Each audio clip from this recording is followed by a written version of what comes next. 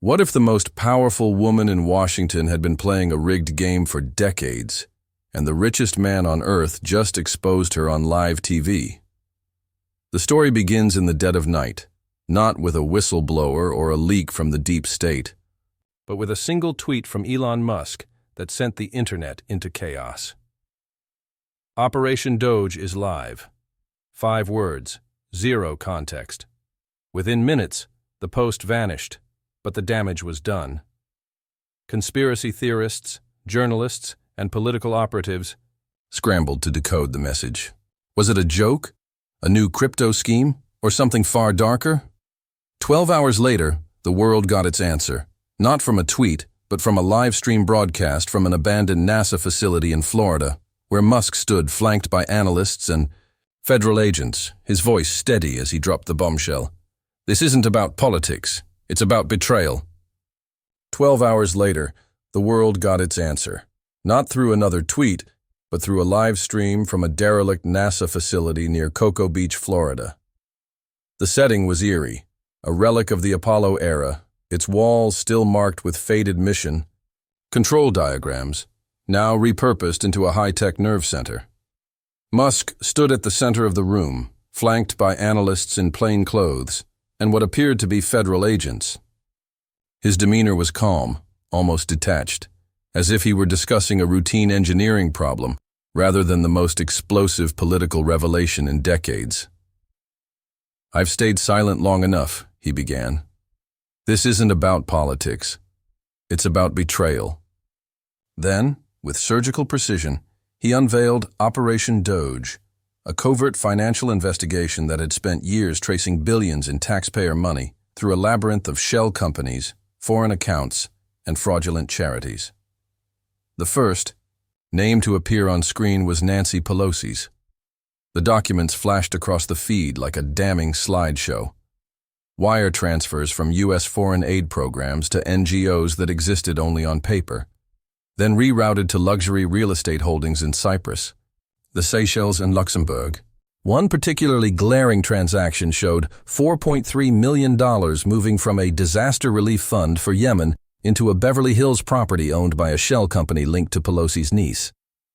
Another set of records revealed a Utah ski chalet and a coastal Maine estate purchased under aliases, all funded by grants meant for climate initiatives in developing nations. The scale was staggering. For years, Pelosi had positioned herself as a champion of ethics reform, a defender of transparency. Yet here was irrefutable proof that she had masterminded one of the most sophisticated financial laundering schemes in congressional history. The reaction was immediate and volcanic. News anchors, usually polished and unflappable, stammered through their segments.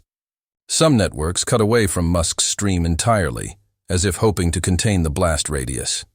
Others doubled down, assembling panels of experts who dismissed the documents as forgeries, until forensic analysts confirmed their authenticity. Social media erupted. Grassroots groups filed FOIA requests en masse. Even Pelosi's most loyal defenders fell silent when independent journalists, digging through the leaked files, began connecting dots Musk hadn't even highlighted.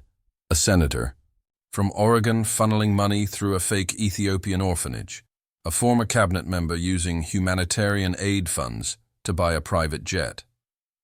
The narrative wasn't just collapsing, it was disintegrating. Then came the raids. Before dawn the next morning, federal agents moved in perfect synchronization: Phoenix, San Francisco, D.C., Malibu. They weren't there to make arrests, not yet. They were collecting evidence: encrypted laptops, offshore bank ledgers, deeds to properties bought under pseudonyms. In Washington, Pelosi was mid-interview when an aide whispered in her ear. The cameras caught the exact moment her face tightened, her posture shifting from composed to cornered. By the time agents entered her office with a warrant signed by a judge outside D.C., avoiding the usual political protections, she had already begun dialing lawyers, her voice low and furious. "This is a coordinated smear," she hissed to reporters.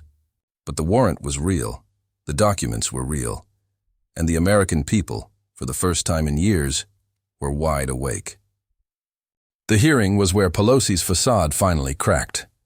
Musk, under oath, presented the evidence with the cold clarity of an engineer reviewing faulty schematics. Pelosi, across from him, alternated between defiance and visible exhaustion. When he asked the question that would echo across the country, how does a public servant on a $200K salary accumulated million in real estate? The room fell so silent you could hear the rustle of a reporter's notepad. Pelosi's rebuttal was a masterclass in political deflection. Book deals, investments, family trusts. But the numbers didn't lie. The emails didn't lie. And when Musk played the leaked audio of her admitting, "They've got enough to bury me," the last remnants of her credibility evaporated. 3 days later, Pelosi announced she wouldn't seek re-election. The statement was carefully worded, a graceful exit masquerading as a voluntary departure, but Washington knew the truth.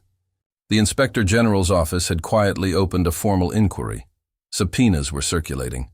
Other names were being pulled into the dragnet, a congressman's sudden retirement, a non-profit CEO fleeing to Qatar. The system was in panic mode. Meanwhile, across the country, something unexpected was happening. Ordinary people were paying attention. Teachers paused lessons to discuss the hearing. Construction workers argued about it over lunch breaks. A retired Marine in Tulsa stood up at a town hall and said, "This isn't left or right. This is about thieves." Musk's final message wasn't a declaration of victory. It was a call to arms. In a stark, unedited video from the Doge headquarters, he spoke directly to the camera. "They bet on your distraction. They bet you'd be too tired to care." Behind him, a screen displayed faces, not politicians or pundits, but cashiers, soldiers, students, all watching the hearing. "You don't have to trust me," he said, "but you should demand better from the people spending your money." Then the feed cut. No merch links, no donation please, just silence. And in that silence, the real shift began. Local journalists started digging into their city councils. Parents scrutinized school board budgets. The hashtag "One Not Above Us" spread like wildfire, a grassroots mantra for accountability. Pelosi's downfall wasn't the endgame, it was the spark. Because now, millions knew the playbook, knew the lies, knew that the rot wasn't just in Washington, but in every town where people assumed no one was watching.